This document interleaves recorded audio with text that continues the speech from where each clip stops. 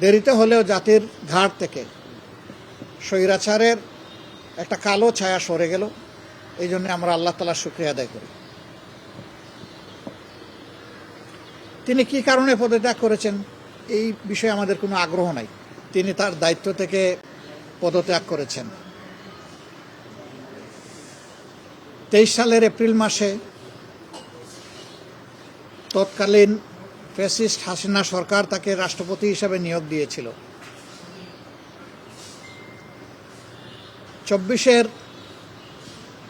36 জুলাই বাংলাদেশে যে পরিবর্তন হয়েছিল সেই পরিবর্তনের দাবি ছিল যে এই প্রেসিডেন্ট থাকবেন না, কারণ তিনি প্রেসিডেন্ট থাকা অবস্থায় অনেকগুলো অঘটন ঘটেছে। বিশেষ করে জুলাই রিভলিউশনে এতগুলো মানুষের জীবন গিয়েছে, কিন্তু রাষ্ট্রের সর্বোচ্চ অভিভাবক হিসাবে তিনি কোনো দায়িত্ব পালন করেন নাই। শুধু নীরবতা না, জনগণ মনে করে যে তিনি এই অপকর্মের মদতদাতাও ছিলেন। এই জন্য তখনই একটা দাবি উঠেছিল যে তাকে দায়িত্ব থেকে সরে যেতে হবে। এমনকি যুবকদের একটা অংশ তখন বঙ্গভবনের সামনে গিয়ে এই দাবি উত্থাপন করেছিল। যদিও ওই অংশের এই পদক্ষেপের সাথে আমরা সরাসরি ছিলাম না।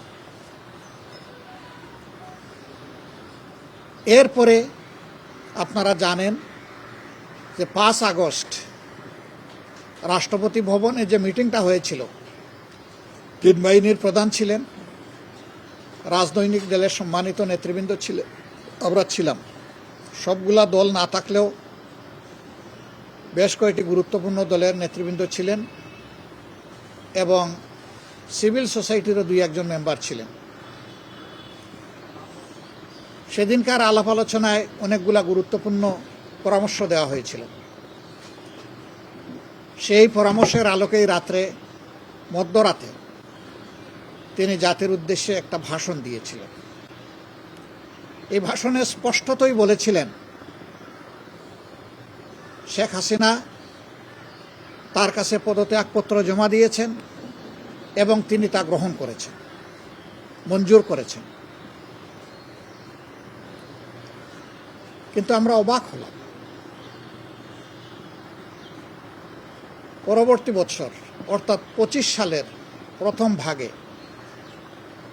একটি জাতীয় দৈনিকের একজন সম্পাদকের সাথে তিনি কথা বলতে গিয়ে, সাক্ষাৎকার দিতে গিয়ে তিনি পুরো বিষয়টাকে অস্বীকার করলেন। পুরা উল্টা একটা ন্যারেটিভ তিনি নিয়ে আসলেন। তিনি বললেন যে তিনি কোনো পদত্যাগপত্র দেখেনি নাই। তাহলে সেদিন বাংলাদেশের 12 কোটি মানুষের সামনে তিনি যে বক্তব্যটা দিলেন সেখানে তিনি মিথ্যাচার করেছেন, অথবা সেদিন যদি তিনি সঠিক বলে থাকেন তাইলে পত্রিকার সাথে যখন তিনি ইন্টারভিউ দিতে গিয়েছেন তখন তিনি মিথ্যাচার করেছেন। পরস্পর বিরোধী, সম্পূর্ণ পরস্পর বিরোধী দুইটা জিনিস তো সঠিক হতে পারে না।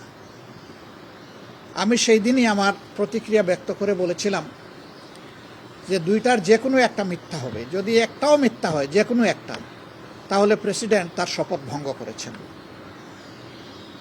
রাষ্ট্রের সর্বোচ্চ মর্যাদার এই পজিশনে থেকে তিনি মিথ্যাচার করতে পারেন না। আমি বলেছিলাম যে তিনি এখন আর এই পদে থাকার নৈতিক অধিকার হারিয়েছেন। আমি বলেছিলাম তার জন্য উত্তম হবে নিজ থেকে সরে যাওয়া। তিনি যাননি। বর্তমান সরকারও তাকে সরায়নি, বরঞ্চ যে মানুষটা স্বৈরাচারের দূষর ছিলেন তাকে সরকার রেখে দিল এবং জোর করে তাকে দিয়েই জাতীয় সংসদের প্রথম অধিবেশনের উদ্বোধনী দিনে আমাদেরকে ভাষণ শোনানোর কসরত করা হলো। আমরা বিরোধী দল তার প্রতিবাদ করলাম। আমরা বললাম যে এমন কাউকে সংসদে ভাষণ দেওয়া ব্যবস্থা করা উচিত হবে না যিনি স্বৈরাচারের দূষর ছিলেন, যিনি গণহত্যার সাক্ষী নন, সহযোগী ছিলেন। কিন্তু সরকারি দল তাই করল। আমরা সংসদ থেকে ওয়াকআউট করলাম। আমরা ওয়াকআউট করে বের হয়ে আসলাম। তারা শুনলেন। তারপরে এই সংসদে আমরা অবাক হয়ে দেখলাম যে 300 সদস্যের মধ্যে, অবশ্য 300 তখন ছিলেন না, 298 ছিলেন, 298 এর মধ্যে 5 জন মানুষও প্রেসিডেন্টকে ধন্যবাদ জানাননি তাদের বক্তব্যে। কারণ তিনি সেই ধন্যবাদ পাওয়ার উপযুক্ত না। সরকারি দল সন্তোষ প্রকাশ করল যে হাসিনার নিয়োগ দেওয়া প্রেসিডেন্টের মুখ দিয়ে আমরা হাসিনাকে ফ্যাসিস্ট বলাতে পেরেছি, এটাই আমাদের বিজয়। জনগণ এটা পছন্দ করেন। শেষ পর্যন্ত আজকে তিনি পদত্যাগ করলেন। ইতিমধ্যে জাতীয় সংসদের 2টি সেশন শেষ হলো, উদ্বোধনী সেশন এবং বাজেট সেশন। আগামী 20 সেপ্টেম্বর আবার আমরা আশা করছি জাতীয় সংসদের অধিবেশন শুরু হবে ইনশাআল্লাহ, 3য় অধিবেশন। দেরিতে হলেও জাতির ঘাড় থেকে স্বৈরাচারের একটা কালো ছায়া সরে গেল। এই জন্য আমরা আল্লাহ তাআলার শুকরিয়া আদায় করি। তিনি কি কারণে পদত্যাগ করেছেন এই বিষয়ে আমাদের কোনো আগ্রহ নাই, কারণ আমরা আগে থেকেই বিবেচনায় নিয়েছি যে তিনি প্রেসিডেন্ট পদে থাকার আর যোগ্য নন, তিনি তার যোগ্যতা হারিয়েছেন। অস্থায়ী প্রেসিডেন্ট হিসাবে বাংলাদেশের সংবিধানের 54 অনুচ্ছেদ অনুযায়ী বর্তমান মাননীয় স্পিকার দায়িত্ব গ্রহণ করেছেন। আমরা তাকে অভিনন্দন জানাই এবং আমরা তাকে আশ্বস্ত করছি তিনি যতদিন দায়িত্ব পালন করবেন,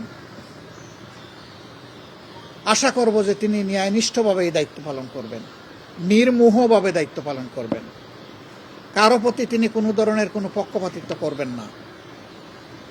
তিনি নিরপেক্ষভাবে এই রাষ্ট্রপতির মর্যাদা রক্ষা করে একদিনের জন্যও যদি তিনি দায়িত্ব পালন করেন বা যতদিন তিনি দায়িত্ব পালন করবেন, তিনি এইভাবেই দায়িত্ব পালন করবেন বলে আমরা আশা করি। যদি এইভাবে তিনি দায়িত্ব পালন করেন তাহলে আমরা তাকে সর্বাত্মক সহযোগিতা করব।